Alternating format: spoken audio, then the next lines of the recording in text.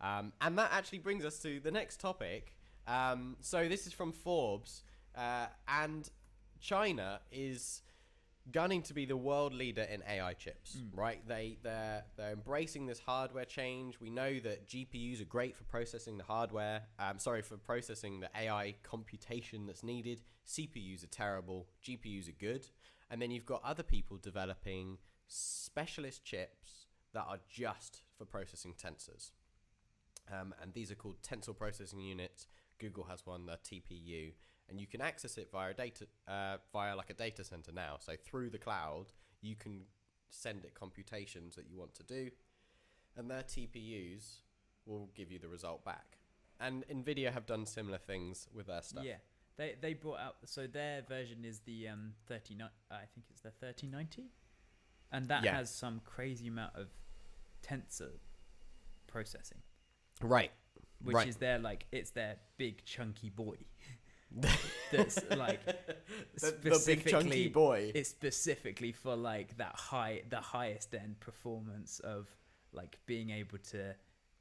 It's got something like the numbers are crazy on it. It's got like 28 billion transistors in it.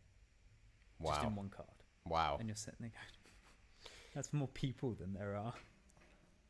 I mean, it is insane the leaps forward that are happening in our lifetime, and the rate of improvement is. I always say that the tech world works in 6-month cycles, but actually that's only because of marketing, and the evolution of this hardware is happening faster than 6 months. It's 6 months to have thought you've made the best thing that's ever possible, turn it into a product and get it onto the production line. But if you think about it, right now, Nvidia, they have launched their new graphics card, and everyone's like, wow, that's amazing. This now, day one, they're now looking at their 4000 series. Yeah. Right? Because they've got, or their TI series, or the 3000. Because they got 6 months to turn that around as well. Mm-hmm. And put that into production. So they've got to have a schematic, they've got to have production lines set up, all of that within 6 months to get this stuff out the door. Mm-hmm. So that innovation time is like 2 months. Yeah. That's insane. It's churning out. Imagine if you didn't have to manufacture it. It would just be a continuous improvement cycle. Yeah. Like every month would be just Here's a new thing. Anyway, so China's aware of that the hardware, computation hardware is changing, and I think it is changing for the better. We're getting more towards hardware that's adapted and better fitted to this AI computation, which weirdly is also better fitted to graphics computation. It's all about multitasking and being able to do multiple computations at once rather than one at a time. So in China, they're developing AI chips dedicated to just this, just AI, no graphics, just AI. And that's the reason they're doing this, is to move the computation from the cloud onto the device so that your phone or your laptop can learn without having to use huge cloud resources, and learn as it goes. At the moment, we just teach an AI something and then we sell that once it knows it. But now we can have self-improving systems all the time on your phone. So it's just constantly learning in your pocket. Using these AI chips. So China's making them, but they're not going to give them to anyone, are they? They're restricting the export of these chips. What do you think about that? I think that it's a very smart move on China's behalf. Mm-hmm. I think, isn't it in retaliation to America saying you can't have any of our chips, or is it just a bit of a back and forth between we're actually better at AI than you are? I think Trump has got a lot to do with this. Yeah. Basically, America have obviously all the tariff stuff that happened last year. They started to restrict the trade that America did with China. Yeah, I mean, Huli happened. Yeah. Yeah. Yeah. Not Huli, Huawei. The what? Huawei. The what? Huawei.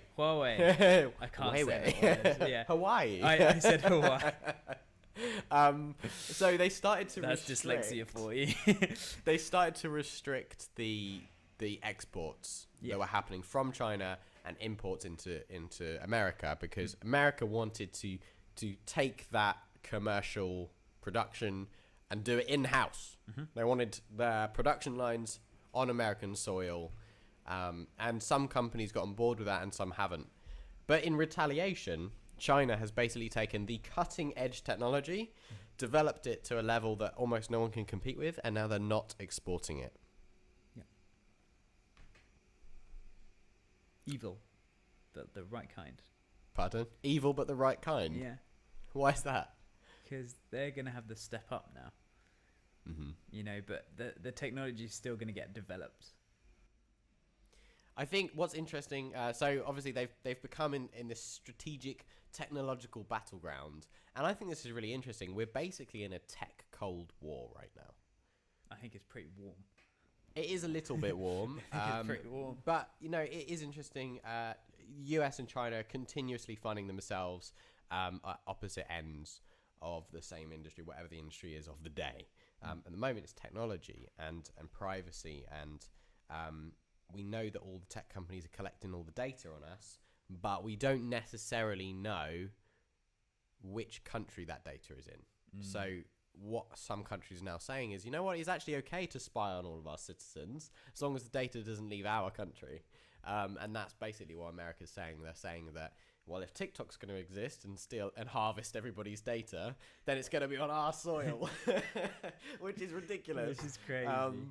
But you know, it's the same. Like wherever that data is stored, your data is still being exploited for money.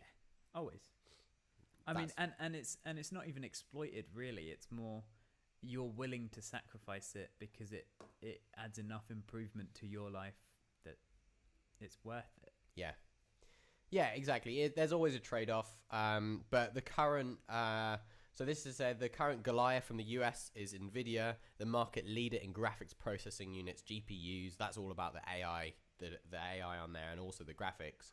And it's continuously being looked at as the industry leader across the world. NVIDIA is the top premium. The top dog. That's your baseline. Even Tesla, up until recently, used NVIDIA's chips in their cars because they're so good at processing and multitasking graphics. But now we're looking at Chinese companies. There's in the past 3 years, a Chinese contender named Cambricon Technologies has become the poster child for the Chinese effort to lead in this area. So we've got an up and coming new company that China is now restricting exports. I mean, what is actually going to come of this? I don't know. Maybe we will see China having a completely different technological capability to us. We might. It's possible. More likely, they can't even keep a phone secret. So I think probably the schematics would leak and the rest of the world would get them somehow. You just go to China and leave. Like, it's not that... Like, it's illegal, but somebody would do it. Someone would steal the designs and the rest of the world would be able to enjoy technology as well. Yeah. I think politics and technology are starting to get really, really close. Yeah.